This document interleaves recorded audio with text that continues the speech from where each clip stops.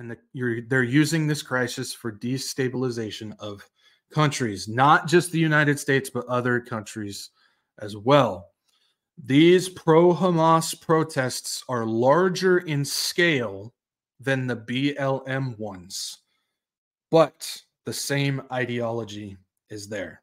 And I called this thing white or right for a reason, because I have this. This was a sign spotted at one of the Hamas protests. You're either on the white side of history, which they have Israel, American, UK, and French flag, or the right side of history. You got the Congo, the Palestine, the Sudan, and I think they're trying to do the Islamic flag. For some reason, it's blue instead of green. I tried to find a blue flag like that. I couldn't find one, but we'll just go with Islamic in general, Muslim, whatever. But you see how they're trying to pin it with even with the racial justice stuff as well. It's all the same ideology that's involved with this. And so they're using this as a part of destabilization of the country. Now, remember, Matthew 24:7 says, "For nation will rise against nation and kingdom against kingdom." What people don't realize, that also means ethnos against ethnos. And so we're seeing that here, ethnos against ethnos. We saw it with the BLM stuff, and we're seeing it now again with this. Not only do we have the anti-Semitism, but also the classic social racial justice, as well as that's all going on at the same time. And it's just increasing in size and volatility at this point. This is being used to destabilize countries even more, using mental programming or brainwashing, however you want to put it, emotion. This stuff is all emotion driven. I'll tell you what, hatred and violence. Now, there's a couple of clips I want to show that speak on this very subject. They come from a man by the name of Thomas Schumann. Now, I will give you mega points if you know who Thomas Schumann is. If you don't know that name, you may better know him as Yuri Bezmenov, who was the KGB defector who spent his days warning others about how Marxism, communism, fascism, and socialism are being deployed globally to take over countries. Let's see what he has to say on this, and if it looks anything familiar to what we are seeing now with these anti-Semitism protests. We've got 3 of these clips. I'm just going to go through each one, and I'll kind of point out some stuff that he talks about. Let's see if we see anything familiar that's going on. Here's Yuri, number 1. The moment you bring a country to the point of almost total demoralization, when nothing works anymore, when you are not sure that it is right or wrong, good and bad, but there's no division between evil and good, when even the leaders of church sometimes say, well, violence for the sake of justice, especially social justice, is justified in countries like Nicaragua, El Salvador, well, maybe Rhodesia, and we listen to them and say, yeah, probably it's true. Is it true? No, it is not true. Violence is not justified, especially for the sake of quote-unquote social justice introduced by Marxist-Leninists. That is my former colleague from Novosti Press Agency. Okay, so as you can tell, this video is dated, but what he's talking about isn't dated at all. It's literally exactly what we are seeing today. Now, he pointed out a few things that's very interesting. These things kind of popped off as soon as I heard him. He's talking about the different, how there's no difference. You get to a point where there's no difference between right or wrong, good and bad. And then he even specifically said evil and good. Now, where have we heard that before? Oh, that's right. Scripture talks about we're going to be in the times where good becomes evil and evil becomes good. That's exactly what he's referencing. That's fascinating. That's very fascinating. He also talked about how violence will become justified for the sake of social justice and how this is taught through Marxism. Again, are we seeing that happening today? I mean, even go back to 2020 with the BLM stuff. Are we seeing that today with the Hamas rallies against Israel? He called this stuff way back when, because he was the person who was setting this stuff up back in the 70s, back in the 60s, back in the 50s. That was his area. He was part of the KGB. He was the propaganda expert, and he defected and started warning people about what is going on. Now, a lot of people just think, oh, it's just Russia and China doing this. No, this is the global elite, that shadow government that sits above all these other people that controls all of them. It's that shadow government that's actually bringing this stuff down. Now, who's in control of the shadow government? We all know that. That's Satan. Don't forget Mystery Religion. She's a part of this too. But Satan. But we're seeing these things. This is biblical. He's saying things, even though it might not be coming out like, this is what the Bible says. He's saying things that are referencing biblical things that we were told were going to be happening, that these things were going to be happening during this time. All right, let's go to clip number 2. This one's about 2 minutes, but there's some good stuff in here. I'm telling you guys. Check this out. Again, this word says for itself what it is. To destabilize all the relations, all the accepted institutions and organizations in a country of your enemy. How you do it?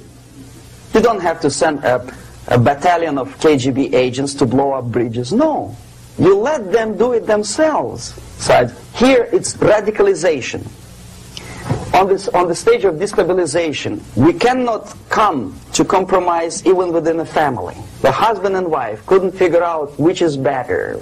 Husband wants his kids to eat at the table, and wife wants a child to roam around the room and drop food all over the floor. They cannot come to compromise unless they start a fight. It's impossible to reach a compromise, constructive compromise between neighbors. Some people say, I don't like you to watering your lawn at that time because exactly at that time I'm walking my dog and he's getting nervous. He cannot pass his bowels, So they cannot compromise. They go to a civil court or something like that. Radicalization of human relations. No more compromise. Fight, fight, fight. The normal, traditionally accepted relations are destabilized. The relations between teachers and students in schools and colleges. Fight.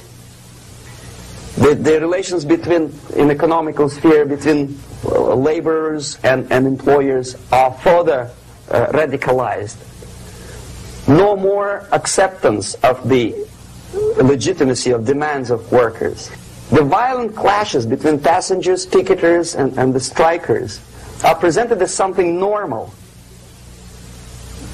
10, 15, 20 years ago, we would be angry, say, why so much hatred? Today we are not. We say, well, commonplace. Radicalization. Yeah, so, I mean, it's amazing what he's talking about, because literally what he's talking about is exactly, I mean, we open up our door, we turn on the news, this is what we're seeing. But he's talking about radicalization of basically even families. No compromise is allowed. Now, of course, as Christians, we understand we don't compromise ever on anything that has to do with the Bible. We don't do that. But when it comes to things going on in the world, obviously we live in a world of compromise. I mean, how many of you are married and one person wants to go to one restaurant for lunch and the other one wants to go to the other one? Somebody's going to have to compromise. Otherwise, that's going to be World War III. It ain't going to be starting where people think it's going to be starting. It's going to be starting right there. But you guys understand what I'm saying. There's going to be a lot of compromise. Well, and when it comes to this system, there's going to be no compromise. It's either you believe what I believe, and I'm going to try and force it on you. Otherwise, as he said, there's going to be clashes. We're going to be going at each other. If you don't, there's no compromise. I believe what I believe. You believe what you believe. How many times we see this? How many of you are on Facebook? I mean, you post one thing, you could post a picture of a pencil and somebody is going to go in there and start attacking you and causing a debate because they want to call it a pen. It's just, this is the world that we're in now. It's become normal. It's become commonplace. as he says, so much so that families will split. How many families have we seen split because of that election between Trump and Biden? I know of several families, I've heard from people, where they don't even talk to somebody in their family anymore, or that somebody in their family won't talk to them, either or, because they voted one way and the other person voted the other. It's become commonplace. There's no compromise. It's radicalization. That's what it's become. And then we've got violent clashes between protesters and authority that are presented as normal and commonplace now. How many times do we hear about, oh, there's just another riot or protest going on somewhere? It's just normal now. This is just life. We just go about our, I mean, there's people that I see all over Europe and here where they work in places where there's constant violence and protests going on, and they just have to walk through it to get to work because that's where their building is at. It's become normal. It's become normalized. It's become commonplace. So that's exactly what he's talking about. So I got one more clip from him, and then we can bring this train back into the station. We can land this plane.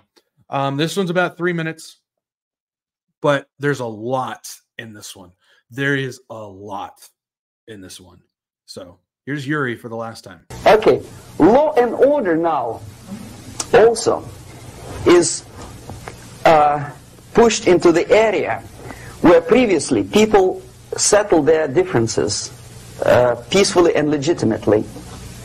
Now we are getting with this court cases in the smallest irrelevant cases. We cannot solve our problems anymore. The society at large becomes more and more antagonistic between individuals, between groups of individuals, and the society at large.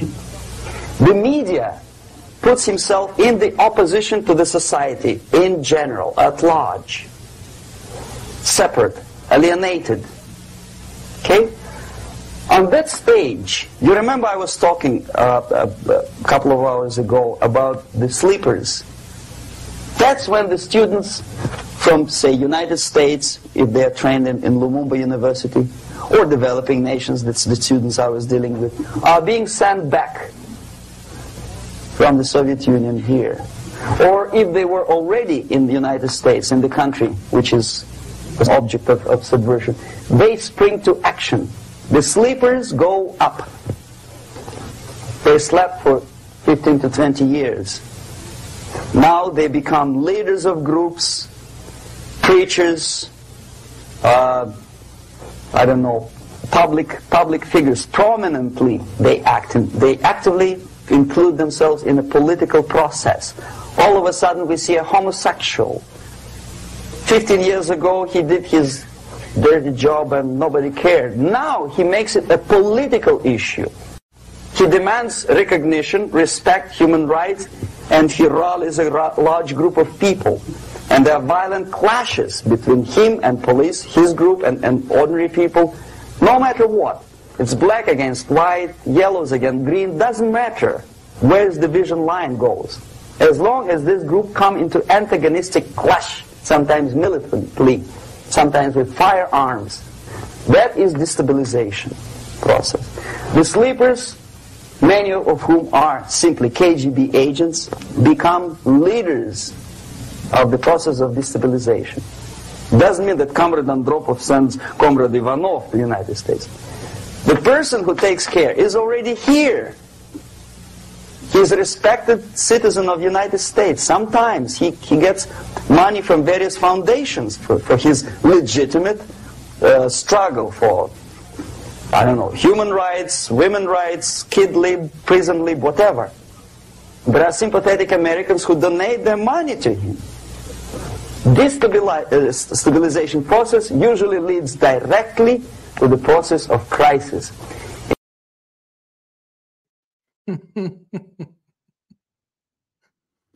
Usually leads to the process of crisis. So there's a lot in that 3 minutes. There is a lot. We got law does not solve problems. It just becomes antagonistic. We see what's going on with the justice system out there, where they specifically arrest and charge people who they know will antagonize certain groups, and they won't arrest, or they arrest and release other people who will cause even more antagonistic crisis. So we've got that. He talked about trained sleepers in the country. How many of y'all keep talking about the open borders? Not only in the United States, but also in Europe. I mean, everybody focuses on the illegal Mexicans that are crossing, but what about the South Americans, the Islamic, and the Chinese in the United States? And we head over to Europe, where their border problem is even worse than ours. So much so that the Muslim religion has almost overtaken Roman Catholicism as the #1 religion in all of Europe. So we've got sleepers in that sense, but we now have trained sleepers in the own countries. What do you think they're doing at schools and colleges? They're creating sleeper agents in the country that they want them to be. They're training them in the area of racial justice and social justice and alphabet agenda and religious agenda and all these things. So when that crisis comes to pass, they go into action. So not only is it border crossing, but it's also the people in our own country. Now, he mentioned KGB because that's where he's from. He was a Russian KGB guy, so he was talking about that at the time. But we're seeing it in different ways. He even makes reference to like the homosexual agenda and how it's become a political thing. It used to be done in secret. That was your lifestyle. That's what you did. You didn't flaunt it out there. Now it's become not only, hey, I'm open about it, but now I'm going to force it upon you. I'm going to go politically and make sure that it's forced upon you. And if you don't like it, violent clash. He then talks about sleepers that become agents or political leaders. Not agents, but political leaders. Well, he's talking again about the KGB stuff, but we're talking about WEF. We already know Klaus Schwab has admitted that their goal was to penetrate every single political office in every country. Well, they've done that. What about the UN? Islamic Brotherhood, the homosexual or trans leaders, and of course your foreign agents. Those are all taking political spots as well. Then he goes on to talk about money from foundations. We just went over how Soros is funding all that stuff. What about BlackRock, State Street, Vanguard, bunch of these other ones, the Human Rights Foundation, all the different organizations from the WEF. I mean, we've talked about countless ones. I can't remember all of them because of how many we've talked about, but we've talked about countless ones. And again, he ended it with leading to crisis. It all happens with crisis. Never let a crisis go to waste. This has to do with destabilization of countries. And we are seeing that in hyperdrive, not just here in the United States, but all over the place. Destabilizing the countries. There are many moving parts to what we're seeing from this Israeli-Hamas conflict, because we, as Bible-believing, Christ-following Christians and prophecy watchers, are emotionally attached to Israel. Sometimes we lose focus on anything else that isn't emotionally charged to the situation that we're fixated on. We understand Israel is the key. We understand that Israel is God's timepiece. We understand when things kick off in that region, we are to watch and pay attention. But we cannot blind ourselves to everything else that is happening all around it. We can't have tunnel vision. We, of course, need to watch, but we also need to pay attention to everything else that's going on, because there's a whole bunch of other stuff that all has to do with prophetic events happening that we've just completely taken out of view. And then we're going to be blindsided